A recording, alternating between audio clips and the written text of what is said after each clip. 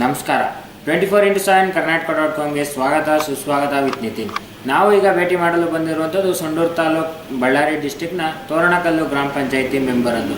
ಇವರೊಬ್ಬರು ಹಿರಿಯ ವ್ಯಕ್ತಿಯಾಗಿ ಇಟ್ಕೊಂಡು ಇದು 2ನೇ ಬಾರಿ ಗೆದ್ದು, ಮೊದಲ ಟೈಮ್ ಗೆದ್ದಾಗ ಅಧ್ಯಕ್ಷರು ಸಹ ಆಗಿ ಊರಿನ ಉದ್ಧಾರ ಮಾಡೋಕ್ಕೆ ಅಂತಲೇ ಇಂತು ಮಾಡ್ತಾ ಇರೋದು. ಇದೊಬ್ಬರು ಕುರಿತಾದ ಒಂದು ಕಿರುಪರಿಚಯನ ಮಾಡಿಕೊಳ್ಳೋಣ. ನಮಸ್ಕಾರ ಸರ್. ಸರ್, ನಿಮ್ಮ ಹೆಸರು ಸರ್? ನನ್ನ ಹೆಸರು ಎನ್ ಶಂಕರ್ ಅಂತ. ಎನ್ ಶಂಕರ್ ಅಂತ. ಸರ್, ಯಾವ ಗ್ರಾಮ ಪಂಚಾಯತಿಯಿಂದ ಗೆದ್ದು ನೀವು ಮೆಂಬರ್ ಆಗಿರುವಂಥದ್ದು ಸರ್? ನಾನು ಫಸ್ಟಿಗೆ 2000 ಗೆದ್ದಿದ್ದೆ. 2000 ಗೆದ್ದು 1.5 ವರ್ಷ ಮೆಂಬರ್ ಆಗಿ 10 ತಿಂಗಳು ಅಧ್ಯಕ್ಷ ಆಗಿದ್ದೆ. ಆಮೇಲೆ ಮತ್ತೆ 2.5 ವರ್ಷ ಮೆಂಬರ್ ಆಗಿ ಕೆಲಸ ಮಾಡಿದೆ. ಮತ್ತು ಈಗ ಪ್ರೆಸೆಂಟು ಮೆಂಬರ್ ಆಗಿ ಕೆಲಸ ಮಾಡ್ತಿದ್ದೆ. ಸರ್, ಈಗ ಗೆದ್ದು 2 ಬಾರಿ ಗೆದ್ದಿದ್ದೀರಾ ಸರ್. ಈ ಸತಿ ಗೆದ್ದಂಥ ಸಂದರ್ಭದಲ್ಲಿ ನಿಮ್ಮ ಲೀಡಿಂಗ್ ಓಟ್ ಏನಿತ್ತು ಸರ್?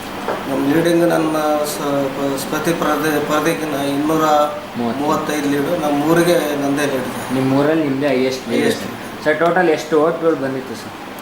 ನನಗೆ ಟೋಟಲು 800 ಚಿಲ್ಲರೆ ಓಟ್ಗಳು ಬಂದಿತ್ತು ಸರ್. ಸರ್, ಈಗ ಗೆದ್ದಿದ್ದೀರಾ ಸರ್. ಗೆದ್ದಾದ ನಂತರ ನಿಮ್ಮನ್ನು ನೀವು ಯಾವ ಪಕ್ಷದಲ್ಲಿ ಗುರುತಿಸ್ಕೊಂಡಿದ್ದೀರಾ ಸರ್? ನಾನು ಮೊದಲು 2000ರಲ್ಲಿ ನಾನು JDSನಲ್ಲಿದ್ದೆ.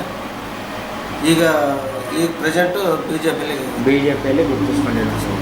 ಸರ್, ಲಾಸ್ಟ್ ಟೈಮ್ 5 ವರ್ಷ ಗ್ರಾಮ ಪಂಚಾಯತಿ ಅವಧಿಯಲ್ಲಿ ನಿಮ್ಮ ಸಮಯನ ಹಂಚಿಕೊಂಡಿದ್ದೀರಾ ಸರ್ 5 ವರ್ಷದಲ್ಲಿ. ಈಗ ನಾವು 3.5 ವರ್ಷ ಅವಧಿ ಕಳೆದಿದ್ದೀರಾ. ಒಟ್ಟು 8.5 ವರ್ಷ ಕಾಲ ಅವಧಿ ಸರ್. ನಿಮ್ಮ ವಾರ್ಡ್ನಲ್ಲಾಗ್ಬೋದು, ಗ್ರಾಮದಲ್ಲಾಗ್ಬೋದು, ಏನು ಅಭಿವೃದ್ಧಿ ಕೆಲಸ ಕಾರ್ಯಗಳಾಗಿದೆ ಸರ್ ನಿಮ್ಮ ಕಡೆಯಿಂದ?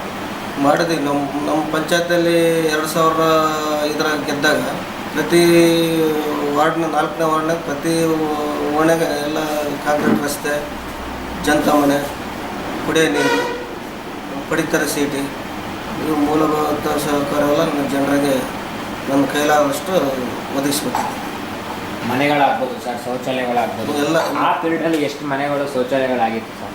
ಓದ್ ಪೀರಿಯಡ್ನಲ್ಲೇ ಜಾಸ್ತಿ MP ಪ್ರಕಾಶ್ ಅವರು ಇದ್ರಲ್ಲ, ಅವರು ನಿರ್ಮಲ ಕರ್ನಾಟಕ ಅಂತ ಯೋಜನೆ ತಂದಿದ್ರು. ಆವಾಗ ಶೌಚಾಲಯಗಳು 4ನೇ ವಾರ್ಡ್ನಲ್ಲಿ ಒಂದು 75% ಮಾಡಿದ್ದೀನಿ. 75% ಆಗಿದೆ ಒಂದು 30% ಮನೆಗಳಾಗಿದೆ.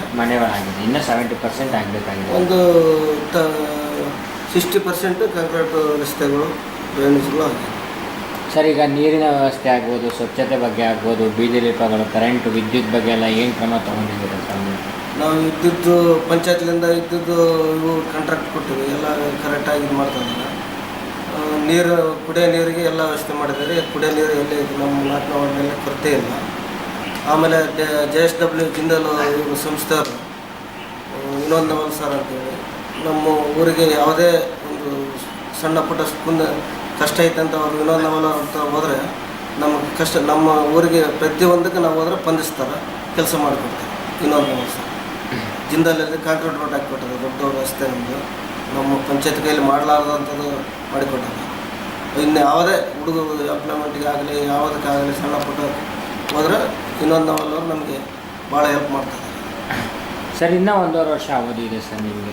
ಇನ್ನೂ 1.5 ವರ್ಷ ಅವಧಿಯಲ್ಲಿ ಇನ್ನೂ ನೀವು ಏನು ಹೆಚ್ಚಿನ ಕೆಲಸ ಕಾರ್ಯಗಳು ನಿಮ್ಮ ವಾರ್ಡ್ನಲ್ಲಿ ಮಾಡಬೇಕು ಅಂತ ಆಸೆ ಇಟ್ಕೊಂಡಿದ್ದೀರಾ ಸರ್? ಇನ್ನು ನಮ್ಮ ವಾರ್ಡ್ನಲ್ಲಿ ಅವಶ್ಯಕತೆ ಇರೋದು ಈಗ ಜನತಾ ಮನೆಗಳು ನಮ್ಮ ಈ ಸಲ ಭಾಳ ಕಡಿಮೆ ಬಂದವು. ನಮ್ಮ 4 ವರ್ಷಕ್ಕೆ ಬರೀ 6-7 ಮನೆ ಬಂದಿದ್ದಾವೆ. ನನ್ನ 4ನೇ ವಾರ್ಡ್ನಾಗ ಇರೋದು 1200 ಮತದಾರ. ನನ್ನ ಭಾಗಕ್ಕೆ ಒಬ್ಬರಿಗೆ 4 ಬಂದ್ರೆ ಎಷ್ಟು ಮಂದಿ ಕೊಡೋಕೆ ಆಗಿಲ್ಲ. ಇಲ್ಲ ಸಾಧ್ಯ ಆಗಿ ಆಶ್ರಯ ಮನೆಗಳನ್ನ ಕೊಟ್ಟು ಜನರಿಗೆ ಒಂದು ಆಶ್ರಯ ಮಾಡ್ಕೊಡ್ಬೇಕು, ಜನರಿಗೆ ಒಂದು ವಸತಿ ಕೊಟ್ಟು ಅವ್ರಿಗೆ ಒಂದು ಹೆಲ್ಪ್ ಮಾಡಬೇಕು ಅಂತ ನಾನು ಅನ್ಕೊಂಡಿದ್ದೀನಿ ಸರ್. ನಿಮ್ಮ ಫ್ಯಾಮಿಲಿಯಲ್ಲಿ ನೀವೇ ಮೊದಲನೇ ಬಾರಿ ರಾಜಕೀಯಕ್ಕೆ ಬಂದಿದೆ? ರಾಜಕೀಯದಲ್ಲಿ ನಮ್ಮ ಫ್ಯಾಮಿಲಿಯಲ್ಲಿ ನಾನೇ ನೀವೇ ಮೊದಲನೇ ಬಾರಿ ರಾಜಕೀಯ ಮನೆಗೆ ಸರ್. ಇದೇ ಥರ ರಾಜಕೀಯದಲ್ಲಿ ಮುಂದುವರಿಬೇಕು, ತಾಲೂಕು ಮಟ್ಟ, ಜಿಲ್ಲಾ ಮಟ್ಟದಲ್ಲಿ ಮುಂದುವರಿಬೇಕು ಅಂತ ಆಸೆ ಏನಾಗಿದೆ ಸರ್? ಆಸೆ ಏನಿಲ್ಲ. ಅವಕಾಶ ಬಂದರೆ ಕಂಟಿನ್ಯೂ ಆಗುತ್ತೆ. ಅವಕಾಶ ಇಲ್ಲ ಅಂದ್ರೆ ಪಕ್ಷಕ್ಕಾಗಿ BJP ಪಕ್ಷಕ್ಕಾಗಿ ದುಡಿಯೋದು ಅಂತ ಅನ್ನೋದು ಸರ್. ಈಗ ನಿಮಗೆ ರಾಜಕೀಯಕ್ಕೆ ಬರೋಕ್ಕೆ ಸ್ಫೂರ್ತಿ ಅಥವಾ ಗುರುಗಳು, ಬೆನ್ನೆಲುಬು ಅಂತ ಯಾರು ಇದ್ದಾರೆ ಸರ್ ನಿಮ್ಮ ಕಾಲದಲ್ಲಿ? ಅದಾರ. ಯಾರು ಸರ್? ನಮಗೆ ಉಡಿಯಾರ್ ಬಸಪ್ಪ ಅಂತೇಳಿ ಹಿರಿಯರು, ಅಂಗಡಿ ಮಲ್ಲಿಕಾರ್ಜುನ ಅವ್ರಿಗೆಲ್ಲ ಈ ಸಂದರ್ಭದಲ್ಲಿ ಏನೋ ಒಂದು ಕೃತಜ್ಞತೆಗಳು ಸಲ್ಲಿಸೋಕ್ಕೆ ಇಷ್ಟಪಡ್ತೀರಾ ಸರ್? ಈ ಸಂದರ್ಭದಲ್ಲಿ ಅವ್ರ ಮಾರ್ಗದರ್ಶನ ಇಲ್ಲಿವರೆಗೆ ನಾನು ಒಳ್ಳೆ ಕೆಲಸ ಮಾಡ್ಕೊಂಡು ಬಂದೀನಿ.